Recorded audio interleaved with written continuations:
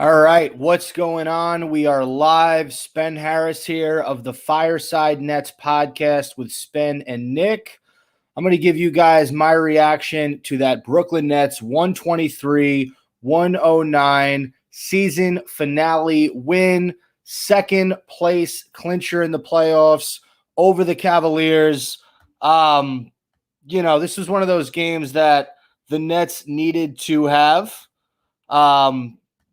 And everybody who stepped on the court for Brooklyn tonight showed up. Kevin Durant, 23 points. He only missed 2 shots tonight, 8 of 10 from the field, 1 of 2 from 3.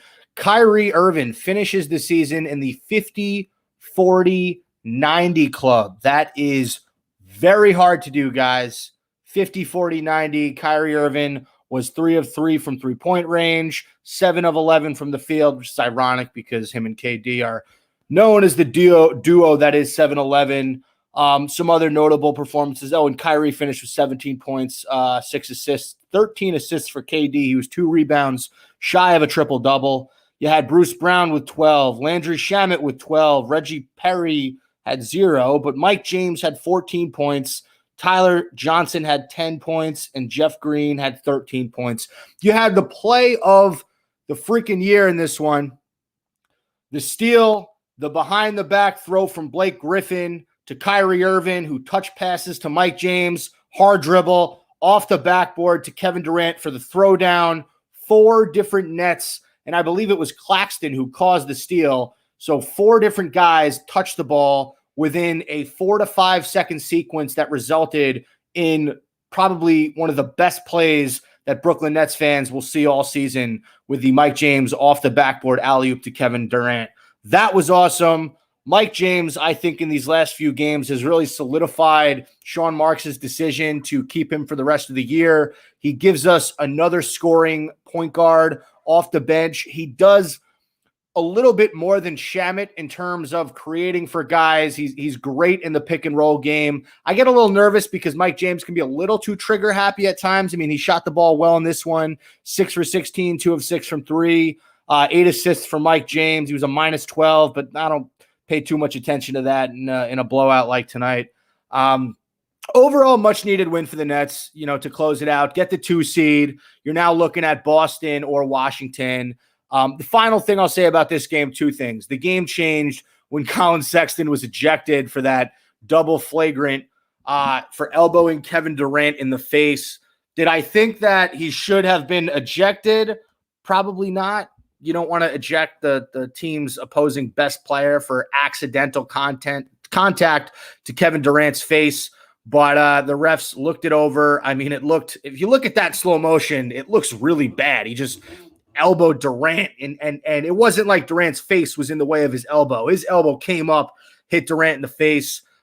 They threw Colin Sexton out, and that was pretty much it for the Cavs. They had no fight after that. And then Nick Claxton, he is a force on the defensive end down low. He is going to be heavily relied upon come playoff time. Mark my words. So we're going to get into my playoff expectations for this Nets team, right? So no Nick today, by the way, in the post-game reaction. My brother Nick is the co-host of the Fireside Nets podcast. He's in Austin, Texas right now, receiving an award for a short film that he directed and acted in and wrote. Directed, acted, wrote. So shout out Nick. Nick's in Austin doing it big. But yeah, let's talk about my playoff expectations for these Brooklyn Nets. So you're going to see either the Celtics or the Wizards. I think I speak for all Nets fans. We'd probably rather Boston at this point. Boston going into the playoffs, no Jaylen Brown, not playing great basketball. They were the 3 or 4 seed a few months ago. They dropped all the way to the 7th seed. This team is not playing together. They're not a cohesive unit. Yes, Jason Tatum's a top 10 player, maybe borderline top 10 player. But if your second best player is an older Kemba Walker, I feel pretty confident in that matchup. I feel confident against the Wizards too. I just, we've played the Wizards a few times this season. We've had some heartbreaking losses to them. Russell Westbrook seems to shine brightest when he goes up against his former teammate Kevin Durant. Bradley Beal was a few points away from being the scoring champion. Shout out Steph Curry, by the way. A ridiculous performance tonight. I think he ended up with 46 or 47 points. I'll have to take a look at his final stat line, but he claim the scoring title this year in the most Steph Curry fashion possible. So shout out to Steph. I mean, Bradley Beal had an unbelievable season. And I would not love to play him and Russ in that first round. I'd much rather play the Celtics. But focusing on the Nets. So, yes, you're going to get the big three in the playoffs. You're going to get Kyrie, who's coming off a 50, 40, 90 season. Kevin Durant, who, if he plays like he played tonight, he'll be fine. 8 of 10 from the field, 1 of 2 from 3, 6 of 6 from the line for 23 points and 13 assists, 8 rebounds to tack on as well. Where this team, and obviously James Harden. I mean, he'll be back. He'll be doing his thing. Joe Harris did not play these last 2 games, but you'll get those guys back, and you'll have this team at full strength in the first round.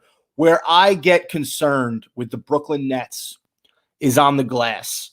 I know the statistics never really show the Nets with a rebound. I mean, it was 45 to 37 rebounds tonight in favor of the Cleveland Cavaliers.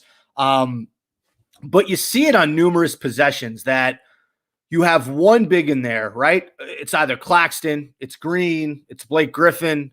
And if those guys are playing out on the perimeter or they're not down low, you're going to have to depend on those other 4 guys to rebound. And that's Kyrie Irving, James Harden, who James Harden is probably the best rebounding guard on this team outside of Bruce Brown. I'm sorry, that's Bruce Brown's title. And then it's Harden. But you're going to have to really figure out how to clean up the defensive glass in the playoffs against these teams. You're going up against a Washington team possibly with Rui Hachimura, who's a dog on the glass, a Celtics team with Tristan Thompson, and they have Robert Williams, Time Lord, a ton of guys to boot. You do not have a lot of those dogs. You're not going to play Alize Johnson a ton. DeAndre Jordan's probably not going to get a lot of time, unless you absolutely need another big on the court when Claxton's on the bench. But that's where it's going to worry me with the Nets. If the Nets get cold offensively, which they occasionally do, and aren't able to clean up the glass, I mean, it's the playoffs. You got to be able to rebound the basketball. That's the one thing that frightens me. And then the other thing that is concerning, and again, the Nets are the 2 seed right now, right? They're the second best team in the East. Talent-wise, I think they're the best team in the NBA. When you have those 3 guys doing what they're supposed to do, you add in Joe Harris, you add in Bruce Brown's tenacity and just overall, I know we're not losing in the first round. This isn't really, thank you, Clash 1954. This isn't really me being worried about losing in the first round. This is just about me worrying down the line when we play Milwaukee, when we play Philadelphia, if we're able to get to the finals. These are areas I can see hurting the Nets. Cleaning up the defensive glass.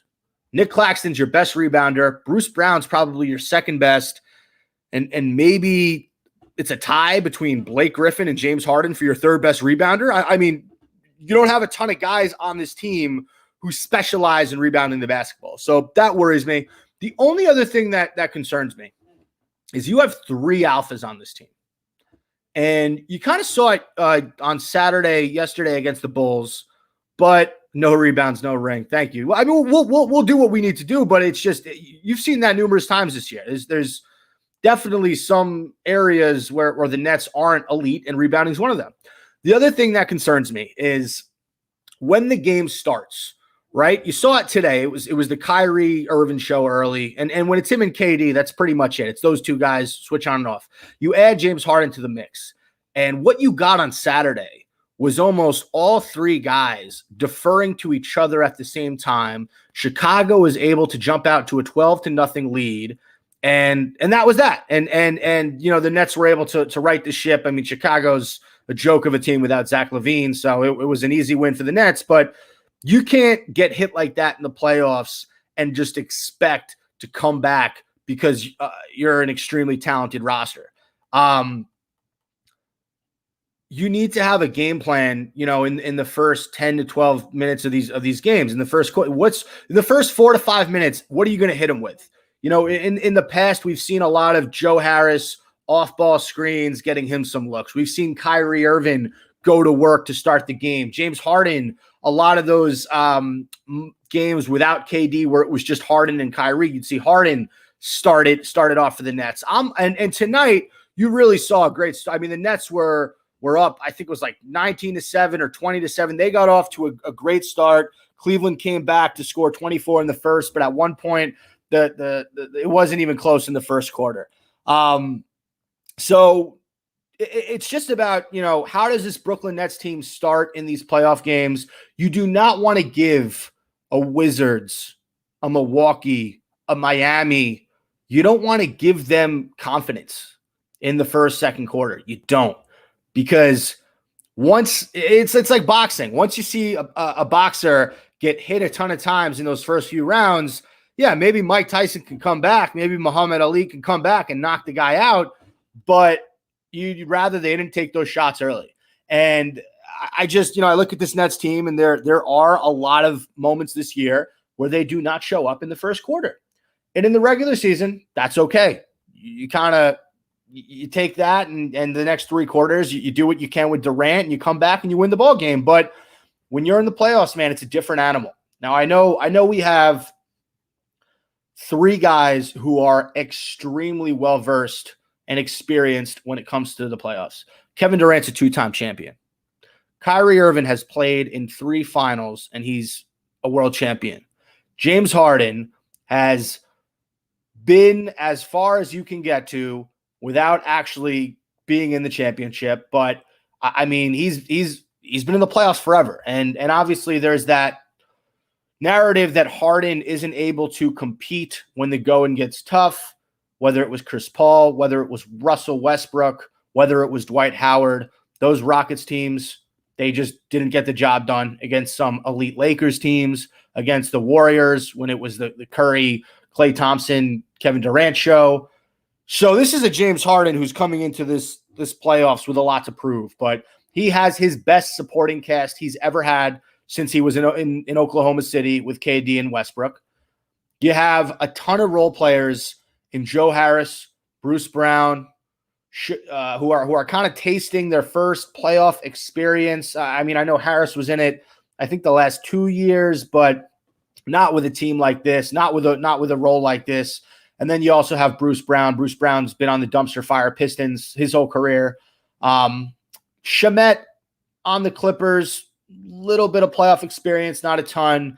And then you have a guy like Nick Claxton, who's going to be not used to that playoff, tough, rugged basketball. But ironically, that's his brand of basketball. So I'm not too worried about Claxton adjusting. That's the one thing you do have to like about this Nets team. Steve Nash, been to a gajillion playoffs. I mean, the Suns had those years where they were the team that's supposed to come out of the West. And of course, Kobe Bryant and the Lakers made sure that didn't happen. Quick shout out to Kobe Bryant's family, Vanessa Bryant, RIP.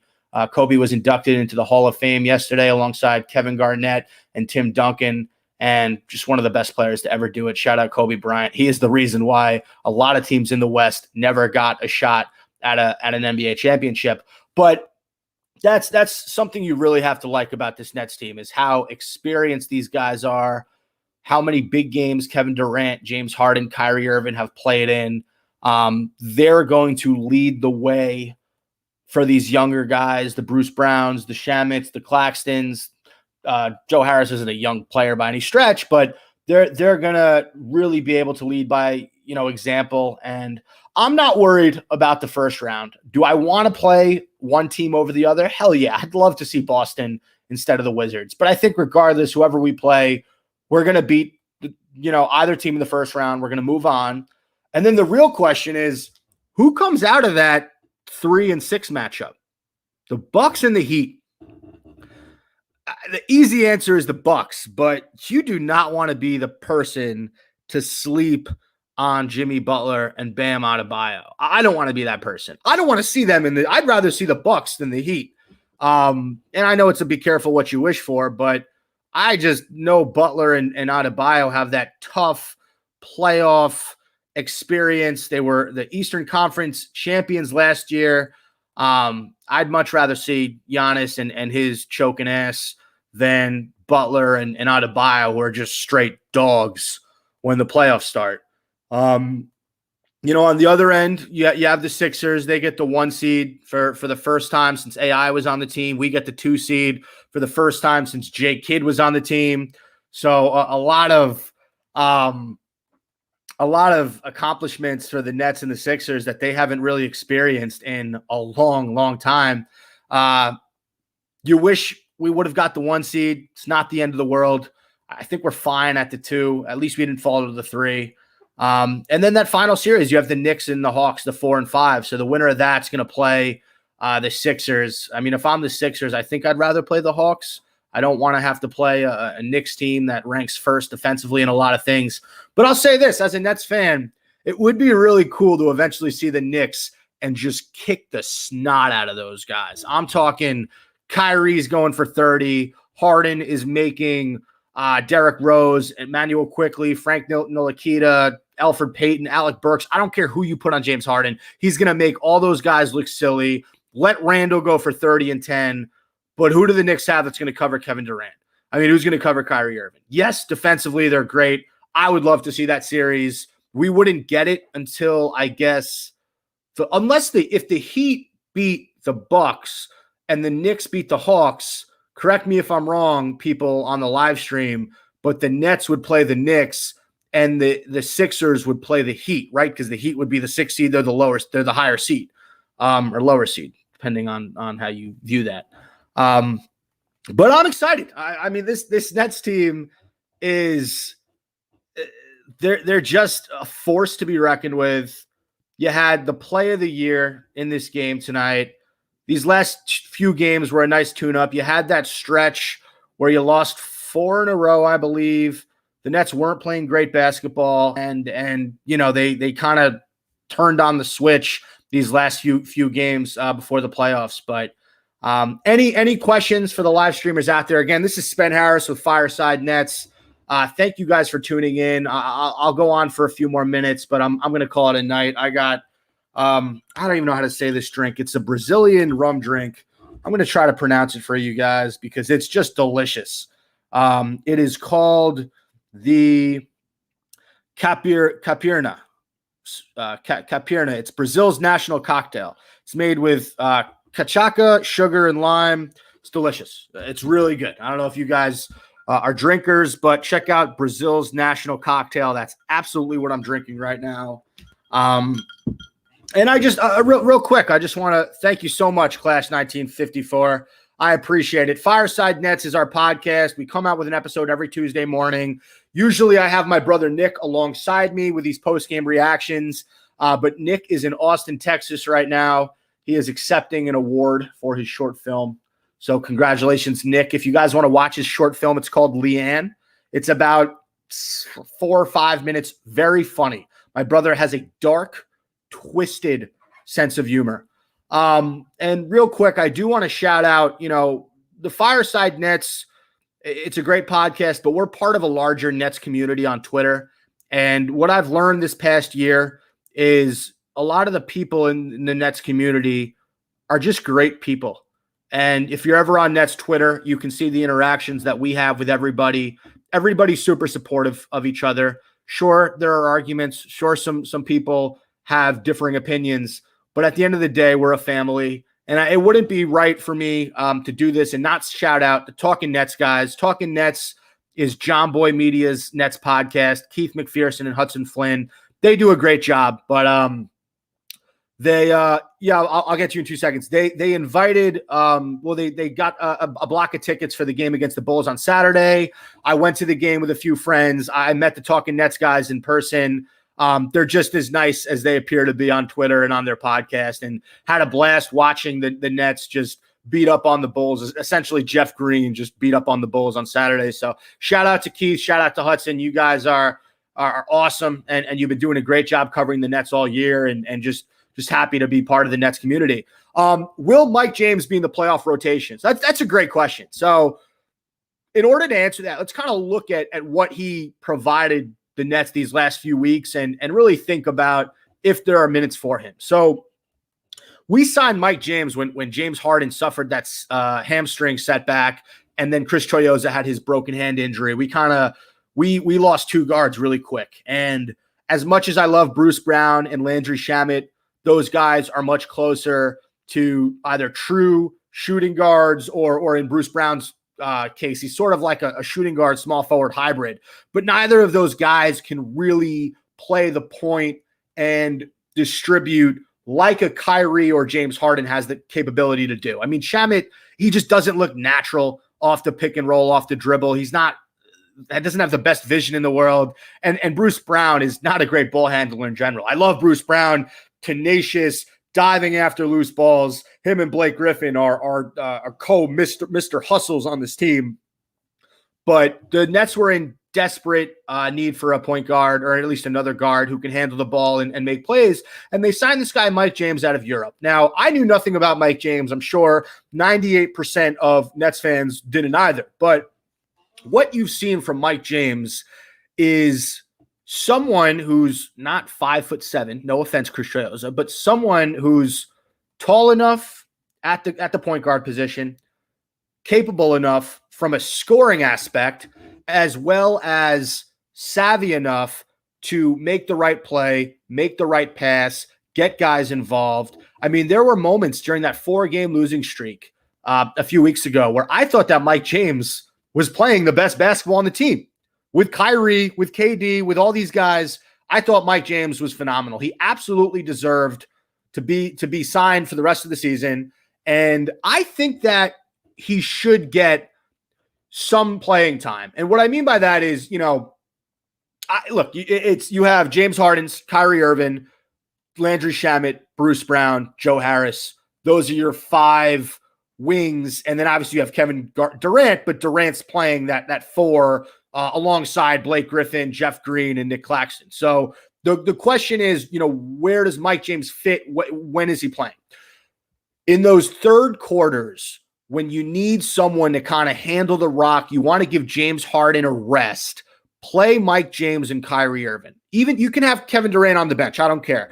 But I think that if you have James and Irving in there, and one of those guys, probably Kyrie, because I'm thinking Mike James is not going to be this aggressive, trigger-happy dude when the playoffs start. I don't think Nash is going to let him be that. But you do want someone alongside Kyrie, where if Kyrie happens to be cold, someone who can take the ball out of Kyrie's hands and be like, yo, I got this. Let's run a play for Jeff. Let's run an off-ball screen for Shamet. Let's run something for Claxton down low. That's what Mike James is going to be able to do. Because as great as Kyrie and KD are, and more Kyrie than KD, and shout out Kyrie, by the way, a 50-40-90 season for him, 50% from the field, 40% for 3, 90% from the free throw line. That's incredible. That's really fucking special, pardon my language. But yeah, I'm thinking if you're going to see Mike James in the playoffs, it's going to be in that third quarter when you need to steal some minutes. Because let's face it, you're going to want KD, James, and Kyrie playing that entire fourth quarter, right? You're not going to want to see Mike James playing significant minutes in that fourth when the game is on the line. So the third quarter, from the 7-8 minute mark to the 3-2 minute mark, yeah, throw in Mike James for a good solid 5-6 minutes. Let him get some guys going. He does have the capability to create offense on his own. He can find his own shot. Like I said earlier in the broadcast, it does worry me occasionally when he can get a little trigger happy. But I thought Mike James was sensational. And you know what he does? He takes away minutes from TLC, which I know all Nets fans are ecstatic about. Shout out TLC. He's one of the better garbage time players I've ever seen play, and he happens to be garbage. I think a guy you're going to see phased out of the rotation with the return of Harden and Harris, there's not going to be a ton of time or opportunity for Tyler Johnson. He's someone who he can hit the open 3. He can create a little bit on offense. Defensively, he's okay. He's not as good as Landry Shamet offensively, and he's not as good as Bruce Brown defensively. So I'm not sure when you're going to see Tyler Johnson, maybe with that Mike James third quarter lineup.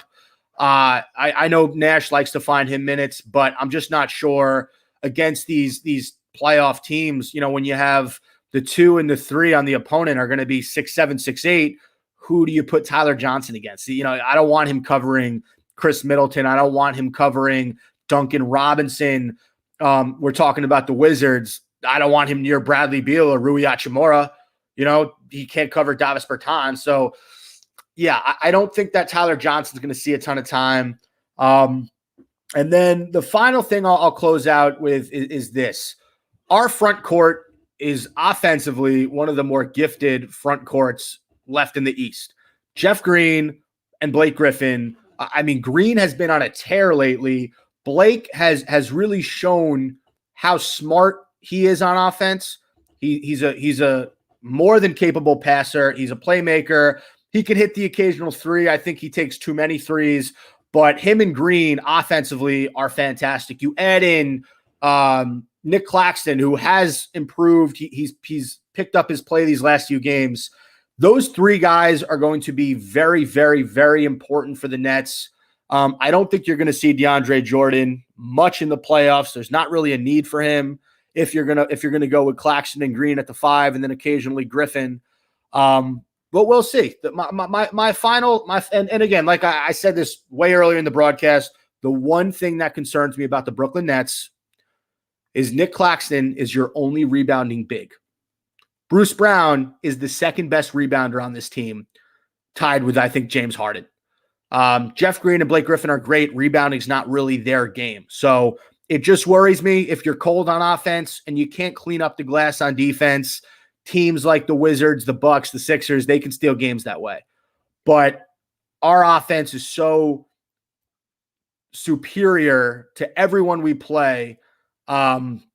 I just don't think that the rebounding factor is going to be that big of a deal when we're putting up 120, 130 on teams. And yes, the defensive intensity will pick up. You'll see KD, Kyrie, Harden, Joe Harris. These guys are going to be going that much more hard in the playoffs. And I'm not too worried about the rebounding. Clash 1954. I'll finish with this.